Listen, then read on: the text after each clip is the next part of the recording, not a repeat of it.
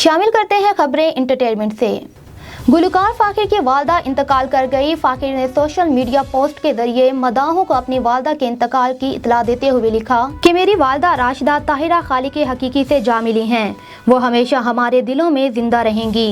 गुलकार ने अपनी पोस्ट में मजीद बताया कि इनकी तदफीन 10 अक्टूबर को इस्लामाबाद में होगी। सारा और फलक के हाँ नन्हे मेहमान की आमद। सोशल मीडिया प्लेटफॉर्म इंस्टाग्राम पर गुलकार फलक शबीर की जानिब से अपने और सारा खान के हाथ के हमरा बच्ची के हाथों की तस्वीर शेयर करते हुए मदाहों को वालिदैन बनने से मुतालिक खुशखबरी दी गई। फलक शबीर ने अपनी पोस्ट में मदाहों को रबीउल अव्वल के चांद की मुबारक दी और लिखा कि इस बाबरकत महीने की बाबरकत दिन के मौका पर अल्लाह ताला ने हमें अपनी रहमत से नवाजा है।